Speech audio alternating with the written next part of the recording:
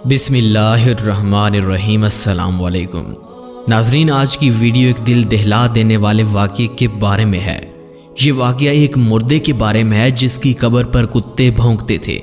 तो नाजरीन ग्रामी, आज सुनते हैं एक और इबरतनाक कहानी कि एक कब्र पर कुत्ते क्यों भौंकते थे। तो चलिए वीडियो को आखिर तक देखिए और सुन लेते हैं आज का इबरतनाक वाक़या। मैं हूँ आसिफ जमाल और आप देख रहे हैं हमारा यूट्यूब चैनल सूफी वॉइस टीवी। नाज़रीन ग्रामी, एक दफ़ा का जिक्र है कि एक नौजवान अपने रिहायशी गांव से बाहर एक फैक्ट्री में मुलाजिम था। फैक्ट्री से गांव तक चंद कदम का फासला था। रोज़ाना पैदल चलकर जाने से उसकी अच्छी खासी वर्जिश हो जाती थी और काम भी चुस्त रहकर करता था।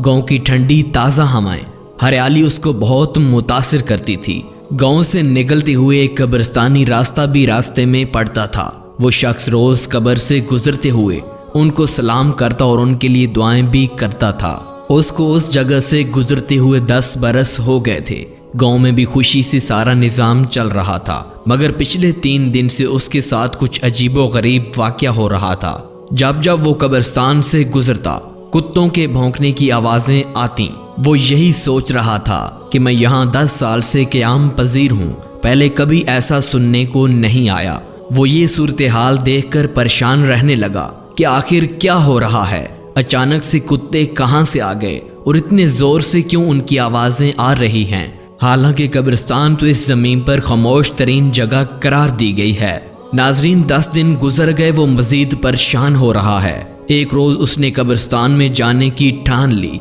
कि आज के दिन तो देख कर ही रहूंगा कि आखिर कुत्तों की आवाजें किस तरफ से आ रही हैं और कहां जमा होकर जोर जोर से आवाजें लगा रहे हैं। नाजरीन, वो शख्स कब्रिस्तान में जाकर क्या देखता है कि चारों रोज पहले जिसका इंतकाल हुआ था उसकी कब्र पर कुत्ते भौंकते हुए नजर आ रहे हैं। उनकी आवाजें बकिया कुत्तों से मुख्तलिफ हैं। वो शख्स खुद से सवाल करने लगा कि आखिर क्या वजह हो सकती है कि यहाँ कुत्तों का एक और गिरोह इकट्ठा है। उसने सोचा कि आज काम से वापस लौटने के बाद वो गांव की पंचायत में जाकर सबको खबर देगा। लिहाजा उस शख्स ने बिल्कुल वैसे ही किया। सबको 3 रोज से होते हुए उस अजीब वाक़े को बयान किया। नाजरीन, गांव के दानिशमंद लोगों ने और अजीम उलमा ने मिलकर फैसला किया और उस मर्द शख्स के घर वालों से कब्र खोदने की इजाजत तलब की। उस मर्द शख्स के भाई ने इजाजत दे दी और कहा, आप अकेले जाकर कब्र खोद कर देख सकते हैं, हम में से कोई आपके साथ नहीं जाएगा। अगले रोज गांव के लोग कब्रिस्तान में जमा हो गए और कुछ लोग कब्र खोदने लगे। कुत्ते भी आसपास मंडला रहे थे। कब्र खुलते ही सब लोगों के औसान खता हो गए। कब्र से मिट्टी हटाने के बाद तख्ता हटाकर देखा कि कुछ जानवर मुर्दे को बहुत बुरी तरह से खा रहे हैं और ये मंजर देखकर लोग खौफजदा हो गए। सब कांपने लगे और सब ने कब्र को दोबारा बंद कर दिया और कब्र से दूर हो गए। सब लोग घर चले गए। उन्होंने इसी में अपनी भलाई समझी। कुछ रोज गुजरने के बाद सब गांव वाले इकट्ठे होकर उस घर वालों से पूछने जाते हैं। उस शख्स का भाई कहता है, मेरा भाई एक शराबी अय्याश परस्त और खुद गर्ज इंसान था। मुझे ये भी मालूम था कि उस पर सख्त अजाब नाजिल हुआ है और यही वजह है कि मैंने आपके साथ आने से इनकार कर दिया था। उसको किसी की कोई परवाह ना थी, ना कभी घर वालों का ख्याल था और ना ही कभी किसी रिश्तेदार की कदर की। बहुत बदकिरदार लड़का और गुनहगार इंसान था। ये सख्त अजाब उस पर इसलिए नाजिल हुआ है, उसने अपनी दुनियावी जिंदगी खुद बर्बाद की है। अगर वो अल्लाह ताला की बनाई हुई हदूद पार ना करता, एक अच्छे इखलाक का मालिक होता, तो शायद आज उसकी अगली जिंदगी आसान होती। नाजरीन, आज की वीडियो देखकर आप अंदाज़ा लगा सकते हैं कि जब अल्लाह ताला की पकड़ मजबूत होती है तो इंसान कुछ नहीं कर सकता सिवाय पछताने के।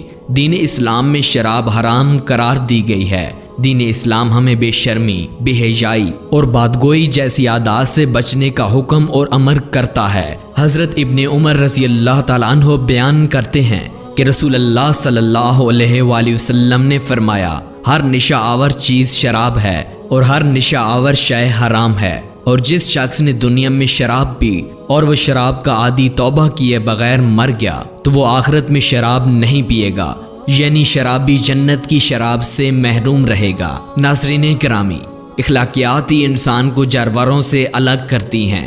اگر اخلاق نہیں تو انسان اور جانور میں کوئی فرق نہیں۔ انسان کی اخلاقی حس اسے اپنے حقوق اور فرائض سے آگاہ کرتی ہے۔ اجتماعی زندگی کا اصل حسن احسان، احسار، حسن معاملات، اخوت، رواداری اور قربانی سے جنم لیتا ہے۔ جب تک اخلاقی حس لوگوں میں باقی رہے گی، وہ اپنے فرائض کو ذمہ داری اور خوش دلی سے ادا کرتا رہے گا، اور جب یہ حس مردہ اور وحشی ہو جاتی ہے تو پورے معاشرے کو مردہ اور وحشی کر دیتی ہے۔ ایک آیت کا ترجمہ آپ کے سامنے بیان کروں گا۔ اگر اللہ تمہارا مددگار ہو تو تم پر کوئی غالب نہیں آ سکتا، اور اگر اللہ تمہیں رسوا کرے تو پھر اس کے بعد تمہاری کوئی مدد نہیں کر سکتا۔ بس بھروسہ صرف اللہ پر کرنا چاہیے۔ ناظرین، امید کرتا ہوں کہ آج کی سبق آموز ویڈیو دیکھ کر عبرت حاصل ہوئی ہوگی اور اچھی عادات اپنانے کی چاہ ہوئی ہوگی۔